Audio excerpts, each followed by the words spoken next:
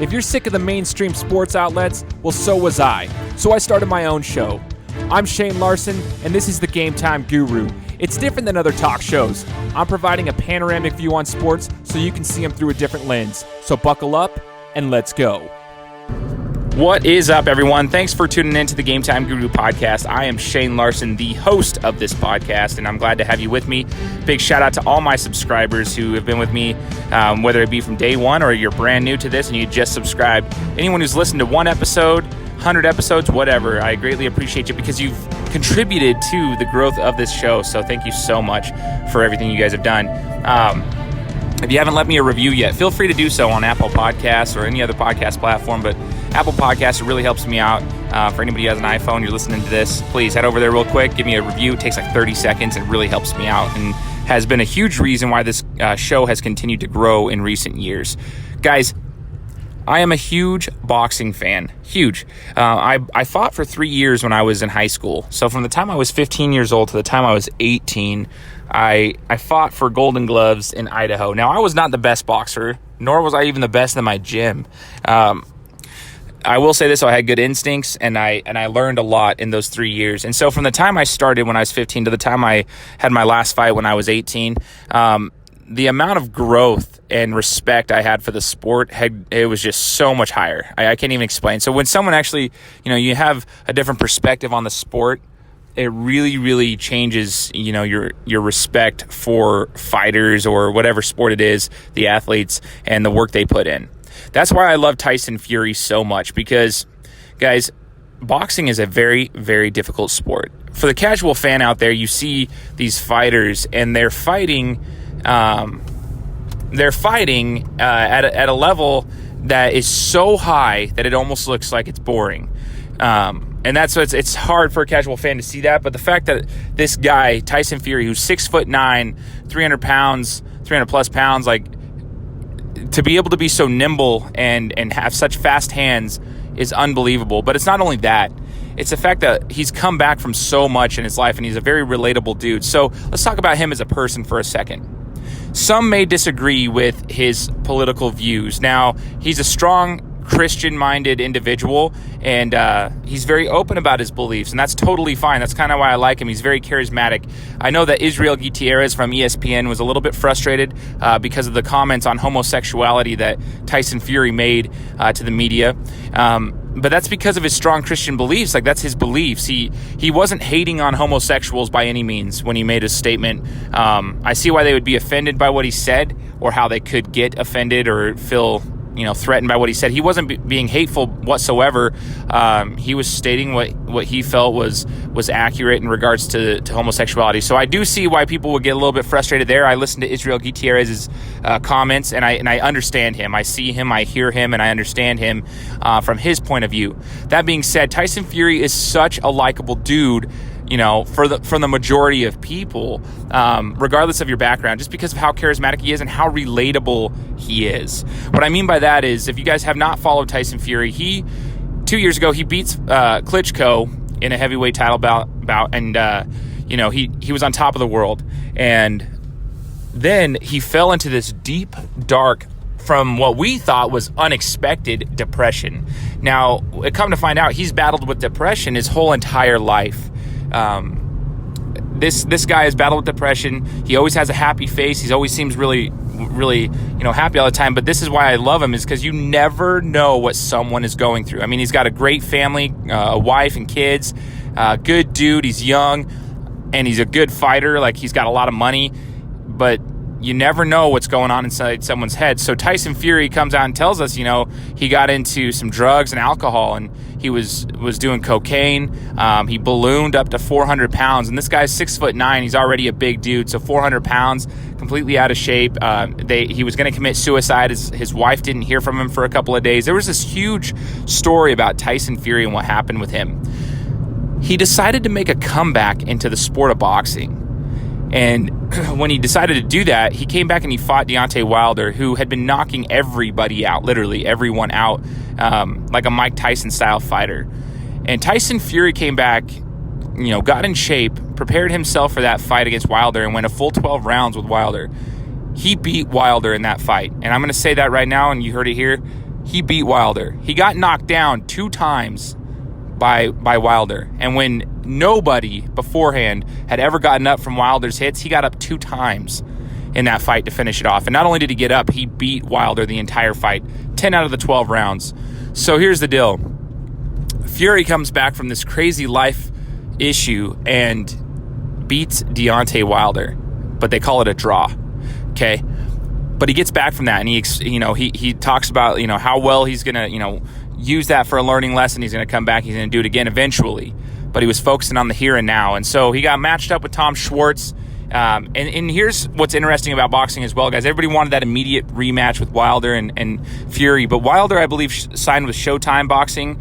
And I think Fury signed with ESPN. So boxing is weird because they sign different promotions. There's not one like corporate sponsor.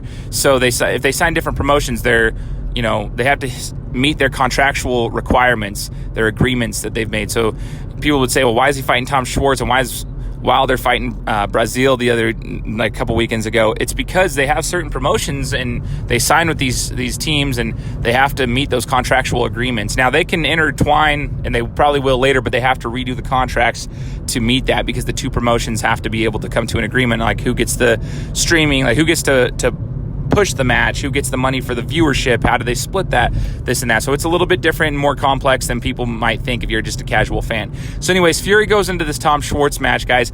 I was so excited to watch this. ESPN did a great job with the documentaries for this fight 2 weeks leading up to the fight. You heard Fury even give thanks to that because it was an amazing promotion. They were doing the documentaries for both fighters, getting everybody hyped up for the fight.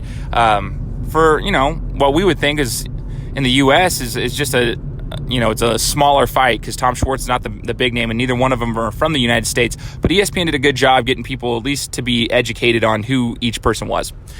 Guys, the what was expected was for Fury to come out there and dominate the fight. He's a better fighter, more well-known fighter, but nobody knows what to expect in the heavyweight division because heavyweight fighters are big dudes, and all it takes is one shot to drop somebody. So we saw that with Andy Ruiz and Anthony Joshua just 2 weekends ago. So, obviously we thought he was going to come out and beat Tom Schwarz, but you were always had in the back of your mind like, okay, well, he's got to be careful as well. He can't just get, cocky in there and slip up because one shot can take you down. And what he did was just a work of art. He comes out in the first round of the fight, and he's picking him apart, just kind of throwing his punches out there. And what people might not understand if you're watching it looks like his punches are kind of soft, like he's slapping him almost, like just little tiny soft punches and feinting and stuff like that, like the fake punches. But he had Schwarz off his rhythm from the get-go just because he throws those punches. And when you're 6'9", the thing is those punches aren't all soft. They may look soft, but you're 6'9", you have a lot of leverage behind them. So they're actually very, very difficult punches that would probably knock the majority of us out. When the rest of the heavyweights, it looks like they're kind of just deflecting them off their shoulders. But those are hard punches. And you could see that Schwarz was kind of off his rhythm. He got him kind of nervous in that first round because he was just throwing punches, and even his feints were causing Schwarz to open up a little bit. And feinting is when you kind of like throw a half punch, just kind of showing, just to kind of see how they're going to react. And when they start reacting, it shows that they've gained a lot of respect for your hits, and they've got to honor those hits. So that's what was happening in that first round. Schwarz was already going for the feints.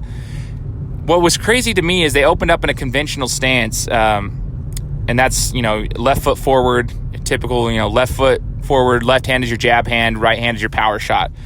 Then he comes back out in the second round. This is Tyson Fury. He comes back out in the second round in a southpaw stance, meaning your right foot's forward, your right hand is now your jab hand, and your left hand's your power shot. For those who are maybe not fully aware of how difficult that is, a lot of fighters will do that, but that is extremely difficult to fight at an efficiently high level, fighting a different stance than your normal stance. So he came out there, though, and started picking him apart. And as from a defensive standpoint, if you're Tom Schwarz, that's very difficult to adjust to, especially if the fighter is efficient in that southpaw stance, right? So you might not realize it, but there's a lot that goes into it. When your right foot is forward and then you're Tom Schwarz and your left foot is forward, it throws off the angles completely. It completely throws off the angles, and it makes you have to think a little bit more before you're punching, because your feet always they get mixed up because you're always stepping on each other. And you have to, the way that you take angles on your punches, it's a little bit different. Okay. So you have to actually think, and you could tell Schwarz was thinking way too much. He was sitting back. He was slow, and Fury picked him apart. He broke him. He broke his guard. He destroyed him. That fight was unbelievable. He deserves a lot of credit, Fury does, because then Schwarz decided, okay, I've got to throw punches back. And as he was throwing punches, and he's throwing them back and forth, back and forth, back and forth, Fury went complete Matrix style at 6'9" and completely just dodged every single hit. It was unbelievable to me, the nimble, quick feet and the way that he dodged those punches, how he was able to, he was so elusive. And that's what was unreal. And then after that, you could tell Tom Schwarz was completely broken, because Fury comes in there and he's throwing jab, jab, jab, just kind of breaking his guard, uppercut with the left hand, which was his power hand at the time. Then boom, comes with the right hand straight across the jaw, drops Schwarz. Schwarz gets back up, and then Fury just came over with a relentless attack. And what people didn't see at first glance, I didn't even see it until I watched the replay, was the body shot, body shot. But he hit him in the body, made sure he was touching him up, and then finished him in the corner. I thought Schwarz could have lasted until the end of the round at least.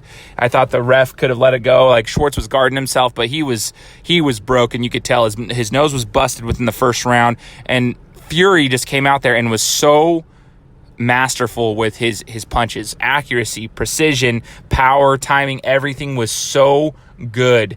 And what a great fight that was. It was expected. And then Fury gets out and sings afterwards, a little bit of Aerosmith. I just love Tyson Fury. He was just so charismatic, so happy. He was very respectful to his opponent when the fight was over, but it was just so good to watch. There's two totally different styles. There's boxers and there's fighters. Deontay Wilder is a fighter. He's a brawler. He wants to knock you out with one punch. And Fury is a boxer. He'll go out there and beat you as a boxer. He'll control the rounds. He'll hit you with his jab and just control the fights. He'll touch you up for a full 12 rounds if he has to, but he's got enough power to put you down when he needs to. I just love the guy. What a great fight. And for those of you who think that the heavyweight division, that think the sport of boxing for that matter is dead, you're absolutely wrong. The sport of boxing is alive and well. Especially the heavyweight division. There are so many good fighters. You've got Fury, Wilder, Joshua, Ruiz now is kind of up there.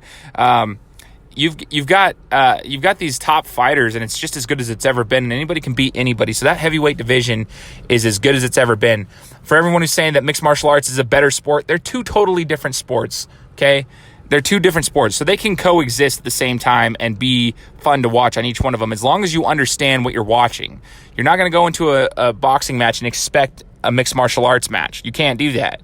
And you can't always go into a mixed martial arts match and expect a boxing match. Sometimes they're going to go to the ground and it's going to be jiu-jitsu fights. So, you've got to understand what you're watching when you go into it. From a boxing standpoint, I thought Fury did an amazing job. Great boxer, so entertaining, and I cannot wait for when they actually put the rematch with Wilder and Fury together. It's going to be phenomenal.